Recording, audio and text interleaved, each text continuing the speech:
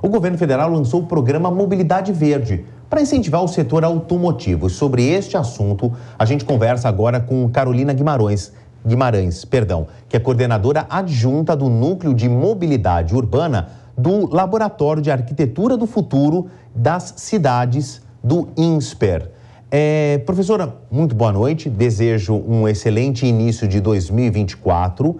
E aí, pegando o que nós estávamos falando aqui na bancada, que é o preço do combustível, que aumenta no Brasil e isso impacta diretamente todas as contas, principalmente no consumo, porque os produtos são transportados por caminhão. Temos de um lado. No outro, o carro elétrico, ele já não é mais um capítulo da ficção científica. Ele está ainda engatinhando no Brasil, mas já é uma realidade. Muito forte na China, crescendo nos Estados Unidos. Nossos vizinhos chilenos aqui estão trocando a frota, principalmente de transporte urbano, para os ônibus eletrificados. Fazendo essa junção de premissas, como é que fica a sua previsão para 2024? Feliz início de ano, boa noite mais uma vez. Boa noite, obrigada. Eu acredito que essas novas políticas elas são super importantes para a gente realmente pautar, né, essa grande agenda que a gente... essa emergência climática. Então, eu acho que ela é muito importante para criar esses incentivos para essa rota da descarbonização e para esse enfrentamento das mudanças climáticas. Então, como você disse, né, a mobilidade elétrica, ela não está muito distante, ela é um futuro possível, junto com outras possíveis medidas e outros projetos também que a gente possa pensar, né, nesse desenvolvimento urbano sustentável, né? Eu acho que o que é muito interessante, quando a gente olha para o Brasil, a fotografia do Brasil, quando a gente olha em emissão de carbono, geralmente, né, a foto é sobre o uso do solo e o desmatamento, e não é tanto sobre o setor de energia que comporta o transporte, que o transporte está dentro do setor de energia.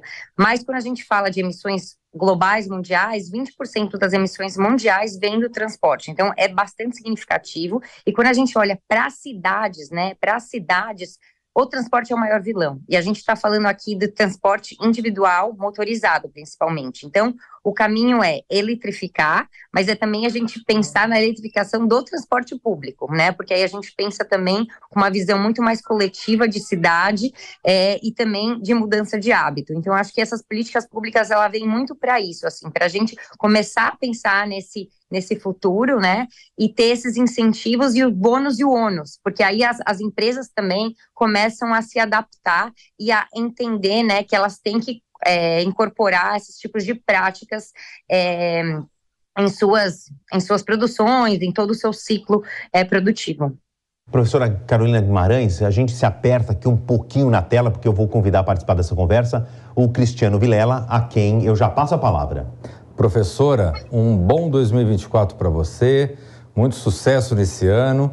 E já vamos iniciar aqui no dia 1º, já fazendo um questionamento. Nós tivemos agora, ao final de 2023, uma série de cidades no Brasil que implantaram um formato de tarifa zero nos transportes públicos, em alguns casos até tarifa zero de uma forma integral, em algumas cidades menores. Algumas cidades, como São Paulo e algumas cidades aqui da Grande São Paulo, tarifa zero nos fins de semana, aos domingos, enfim.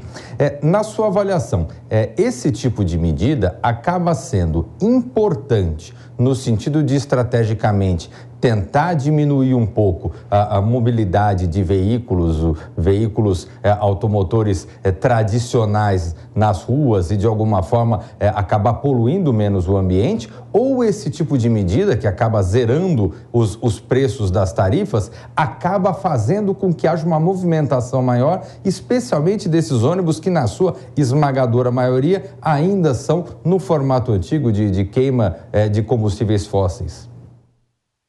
Boa noite, feliz ano novo para você também, para vocês como um todo. Eu acho que a medida em si, ela é muito importante e muito interessante no sentido de trazer para a agenda, para o centro da agenda, a importância do transporte público. E eu acho que existem várias coalizões agora que trazem como é importante a gente pensar no transporte público e na mobilidade ativa. Então, a gente está falando da bicicleta e do caminhar para a gente se deslocar nas cidades, né? Então, eu acredito que sim, é um desafio quando a gente fala em financiar o transporte público pelo setor público, né, pela gestão pública, porque a gente tem que entender de onde vêm esses recursos. A mobilidade, ela é um direito garantido na Constituição, acho que é super importante quando a gente fala da mobilidade, porque para você acessar equipamentos públicos, né, para você acessar a saúde, a educação, você precisa chegar nela. Então, como é que as pessoas chegam nela se você não tem um transporte acessível, né, para as pessoas? E para muitas pessoas, hoje em dia, né, existem dados que mostram que, no IBGE, que muitas pessoas, especialmente de baixa renda, 30% da renda vai para o transporte. Então, é um transporte caro, sujo, né, e não acessível. Então, eu acho que esse é o grande desafio atual. O tema é como que você faz essa gestão na sua cidade e como que você custeia isso, né? Porque especialmente, por exemplo, quando você tem uma gestão metropolitana, então você tem que pensar nessas dinâmicas metropolitanas, quais linhas vão ser beneficiadas ou quais não, metrô e ônibus. Então, você vai começar a ter uma competitividade também entre meios de transporte e entre linhas de transporte. Então, assim, é bem complexo, não é uma resposta única, mas o tema é muito importante a gente falar sobre o direito da mobilidade, como a gente consegue financiar a mobilidade. A gente viu um grande desafio, né, durante a pandemia, que muitas, né, empresas de transporte faliram, porque não tinha quantidade suficiente de passageiros, e muito da remuneração é por passageiros. Então, a gente tem que pensar como a gente financia esse transporte, se sair dessa lógica de remuneração por passageiros. É importante ter subsídios a diversas, né, tanto estadual como federal também, e pensar na lógica da cidade. Assim, a gente hoje em dia tem mais de 80 cidades, as cidades são de tamanhos diferentes, e entender realmente o que está acontecendo. Eu acho que eu já posso te trazer alguns impactos positivos. Então, quando você deixa de usar, né, pagar a tarifa para o transporte, você tem mais dinheiro que você pode investir na economia local. Então, as pessoas acabam aproveitando mais da cidade e você traz qualidade de vida e direito à cidade. Então, eu acho que ela tem que ser muito estudada caso a caso, para a gente falar, assim, mas eu acho que ela traz importantes pontos, reflexões para o debate como um todo. Professora Carolina, eu vou pegar o enunciado aqui da nossa entrevista, que é o Programa Verde, Incentivo, Fomento, e trechos de algumas das suas respostas sobre o modal de transporte, principalmente quando a gente olha para uma cidade de muito perfil urbano, a exemplo de São Paulo, Rio de Janeiro, Salvador, Curitiba, Belo Horizonte. A senhora falou do caminhar, da bicicleta, quer dizer, vários pontos diferentes que unem o ponto A ao ponto B do brasileiro médio, que geralmente é a casa e o trabalho. No papel, né, um programa de incentivo, ele fica tudo bonitinho, né, o papel em branco aceita qualquer coisa. Agora, quando a gente sai da teoria para ir para a realidade, a gente sempre encontra um abismo de diferença. O que é factível nesse programa verde, de fomento e tudo mais? Por exemplo, as cidades, a senhora falou, de bicicleta e caminhar.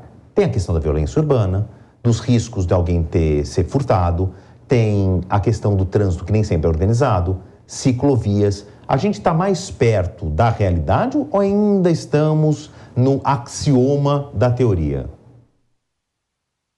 Eu acho que a gente está um pouco distante, porque além dos desafios que você trouxe, a gente pensa na cidade. A cidade, ela foi muito mal planejada, né? Ela muitas vezes ela foi planejada de uma maneira muito caótica e uma maneira muito centrada em algumas áreas. Então, além de todos esses desafios que você traz de violência, de gestão, a gente tem o desafio, por exemplo, desse trajeto casa-trabalho que você fala, que é esse trajeto pendular, que especialmente é um trajeto especificamente do homem. A mulher, muitas vezes, né, já é estudado isso, que ela tem trajetos mais picados pela cidade.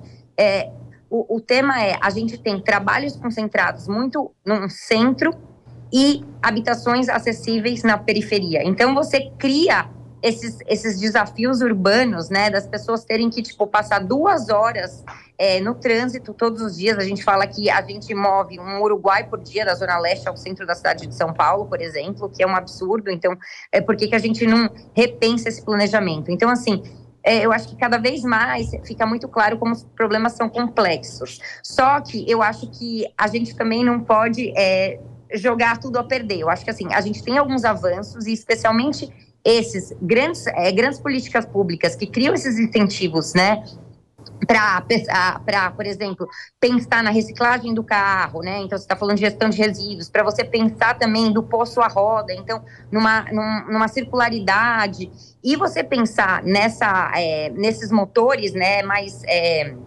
elétricos, e também no carro híbrido flex. Eu acho que é um caminho, são diversos caminhos que a gente tem que passar, e aí são muitos desafios. A cidade, ela é um espaço de contestação, né? É um espaço que você está sempre questionando. Então, por exemplo, quando a gente tem revisão de planos diretores, e aí quando a gente tem o mercado imobiliário conversando com outros mercados dentro da cidade, entendendo onde está, né, esses espaços onde as pessoas possam trabalhar e viver, a gente está falando de mobilidade. Então, são muitas variáveis que precisam ser colocadas para a gente ter essa visão realmente de enfrentamento de mudança climática. Professora Carolina Guimarães, do INSPER, eu acho que esse é um assunto muito espinhoso e a gente ainda vai ter um longo tempo aí, 2024, em próximas oportunidades, para falarmos mais a respeito. São muitas questões que não dá para ser resolvida aqui numa conversa curta. Já deixo de antemão um convite para voltarmos a discutir mais profundamente esse tema, que é tão importante. Ele atinge absolutamente quase todo cidadão brasileiro, mundial, principalmente quem mora em grandes centros urbanos. Muito obrigado pelo seu tempo nesse dia 1º de janeiro e até uma próxima oportunidade. Obrigada, feliz ano novo para vocês. Tchau, tchau. Falamos e aceito o convite. Tchau, tchau.